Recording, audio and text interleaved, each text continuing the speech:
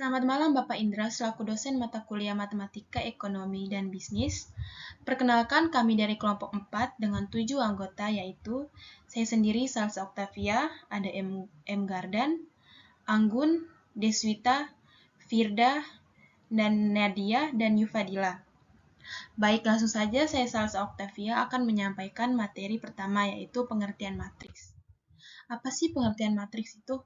Matriks adalah suatu susunan kumpulan bilangan yang berbentuk persegi atau persegi panjang, yang terdiri dari baris-baris dan kolom-kolom, atau bisa disebut lajur. Susunan kelompok bilangan diletakkan di dalam kurung biasa atau kurung suku. Berikut gambar contoh kurung biasa dan kurung suku. Kemudian ada baris, kolom, dan komponen matriks. Nah, baris itu apa sih? Baris dari suatu matriks adalah susunan bilangan yang ditulis mendatar atau horizontal dalam matriks. Sedangkan kolom dari suatu matriks adalah bagian susunan bilangan yang ditulis tegak atau vertikal dalam matriks.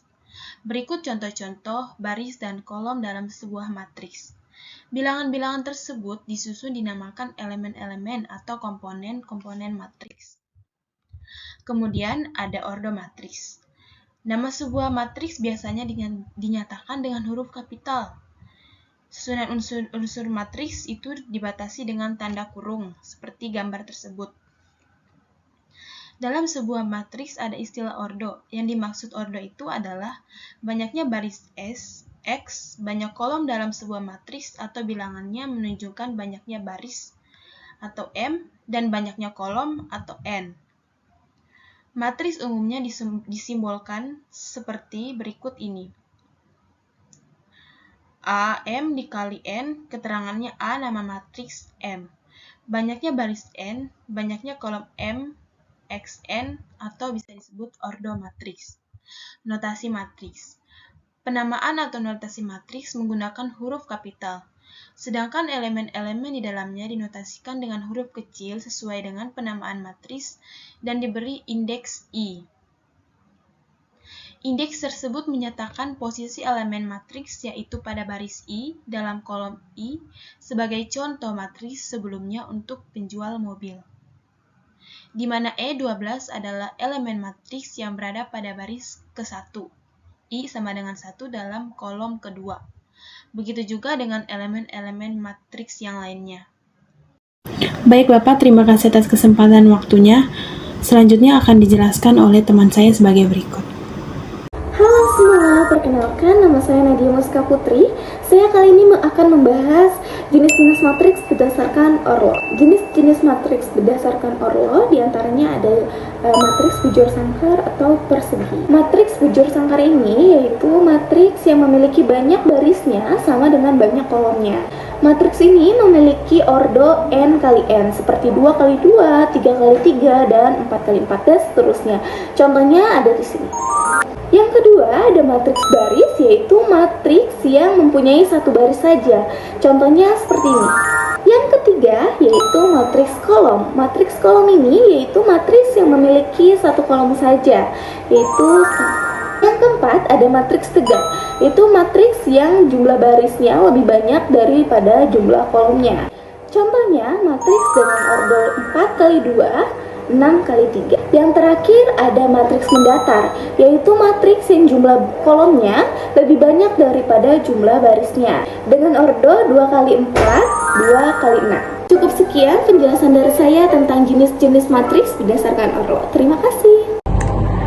Assalamualaikum warahmatullahi wabarakatuh. Nama saya Deswita Aslianti dengan NIM 251011201286. Saya di sini akan menjelaskan jenis-jenis matriks. Jenis-jenis matriks berdasarkan elemen-elemen dan susunannya. Yang pertama ada matriks 0. Matriks 0 adalah matriks berordo M, X, N yang elemen-elemennya bernilai 0. Contohnya seperti ini. Kedua ada matriks diagonal. Matriks diagonal adalah matriks persegi yang elemen-elemen diagonal utama bernilai 0. Contohnya seperti ini. Yang ketiga ada matriks segi atas. Matriks segi atas merupakan matriks yang elemen-elemen di bawah diagonal utamanya bernilai 0. Yang 4. Ada matriks sembarang, matriks yang tidak punya aturan-aturan khusus seperti di atas. Seluruh elemennya adalah bebas. Contohnya seperti ini. Yang kelima, ada matriks segi bawah. Matriks segi bawah merupakan matriks elemen-elemen di atas diagonal utamanya bernilai 0. Contohnya seperti ini. Yang terakhir ada matriks skalar. Matriks skalar adalah matriks yang elemen-elemen pada diagonal utamanya sama dan elemen lain bernilai 0. Contohnya seperti ini. Assalamualaikum warahmatullahi wabarakatuh. Saya Mustika Martin yang di Jurusan Fakultas Ekonomi dan Bisnis, Prodi Akuntansi. Di sini saya akan menjelaskan presentasi dalam bidang mata kuliah Matematika Bisnis. Presentasi saya ini berisi tentang aljabar matriks. Jadi aljabar matriks ini ada beberapa jenis. Contohnya itu salah satunya matriks identitas. Matriks identitas adalah matriks persegi yang dimana elemen diagonal utamanya adalah 1 dan elemen selain diagonal utamanya itu adalah 0. Matriks ini bisa dilambangkan dengan huruf I dan berfungsi sebagai angka 1 dalam perkalian. Contohnya nih misalnya A dikalikan 1 sama dengan A, B dikalikan 1 sama dengan B, C dikalikan 1 sama dengan C. Lalu ada yang namanya matriks simetris, yaitu matriks persegi yang dimana elemen yang simetris terhadap diagonal utamanya nih. Misalnya contohnya elemen di baris 1 dan di kolom 2 itu sama dengan di baris 2 dan di kolom 1. Matriks ini bisa dikatakan sama jika orde yang baru dan setiap elemen bernilai sama. Contohnya nih misalnya A sama dengan B atau B sama dengan A, itu semua elemen pada posisi yang sama itu bakal sama dan bernilai sama. Mungkin sekian itu saja dan dilanjutkan oleh teman saya. Assalamualaikum warahmatullahi wabarakatuh. Perkenalkan, nama saya Fadila Aini. Di sini saya akan menjelaskan tentang penjumlahan matriks dan pengurangan matriks. Yang pertama, penjumlahan matriks. Jika A dan B adalah matriks yang berordo sama, maka jumlah matriks A dan B ditulis A plus B adalah matriks baru yang diperoleh dari penjumlahan setiap unsur dengan unsur yang seletak pada B. Contoh, 42 di bawahnya 37 ditambah 13 24 sama dengan 4 tambah 1 2 tambah 3 7 tambah 2 3 tambah 4 sama dengan 5 5 9 7. 2. Pengurangan matriks. Pengurangan matriks A dengan matriks B sama dengan A dikurang B. Dengan menjumlahkan matriks A dengan lawan matriks B, contoh, jika A 4 5 13 dan B 4 2 3 5, tentukan A dikurang B. Jawab, A dikurang B sama dengan 4 5 1 3 dikurang 4 2 3 5 sama dengan 4 5 1 3 ditambah min 4 min 2 min 3 min 5 sama dengan 0 3 min 2 min 2. Sekian presentasi dari saya ucapkan terima kasih. Halo, selamat malam. Perkenalkan, nama saya Firda Vanessa Dewi. Di sini saya akan menjelaskan tentang sifat-sifat penjumlahan dan pengurangan matriks. Yang pertama ada sifat komutatif. Jadi definisi sifat komutatif itu menyatakan bahwa urutan penjumlahan tidak mempengaruhi hasil. Jadi contohnya seperti A ditambah B sama dengan B ditambah A.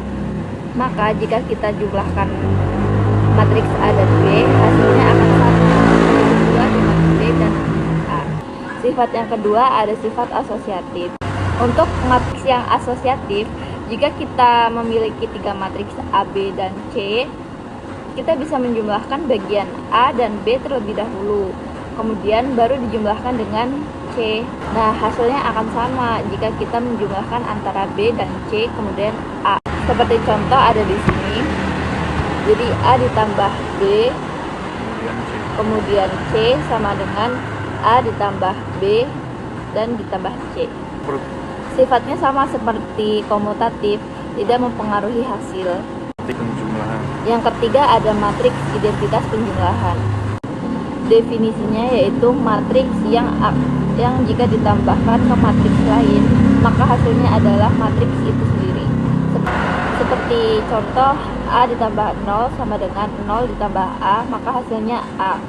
Untuk matriks O adalah matriks identitas untuk penjumlahan. Jika kita tambahkan matriks 0 ke matriks A, maka tidak mengubah matriks A. Selanjutnya ada lawan atau negatif dari matriks. Definisinya, setiap matriks memiliki lawan negatif yaitu matriks yang jika ditambahkan ke matriks aslinya, maka hasilnya adalah 0. Seperti contoh yang ada di sini, ada A ditambah dalam kurung min A sama dengan 0. Jika kita memiliki matriks A, maka min A adalah lawan dari matriks A.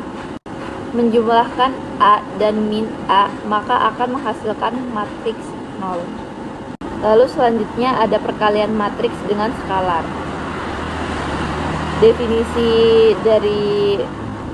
Jadi perkalian skalar adalah operasi mengalihkan setiap elemen matriks dengan suatu konstanta atau skalar. Rumusnya adalah jika A adalah matriks dan K adalah skalar, maka KA adalah matriks yang setiap elemennya adalah hasil kali elemen A dengan K. Contohnya ada di sini. Jadi diberikan matriks A sama dengan, jika K sama dengan 2, maka 2A sama dengan. Yang pertama kita akan selesaikan dengan cara hukum distributif, yang dimana rumusnya adalah seperti yang ada di contoh gambar. Perkalian skalar terhadap penjumlahan matriks mengikuti hukum distributif. Ini berarti kita bisa menjumlahkan matriks A dan B terlebih dahulu, kemudian hasilnya dikalikan dengan skalar K. Atau kita bisa mengalihkan masing-masing matriks A dan B dengan skalar K, kemudian hasilnya dijumlahkan. Di sini kita akan bikin contoh soal. Jadi diberikan matriks A sama dengan, yang pertama langkah 1, kita akan hitung A plus B sama dengan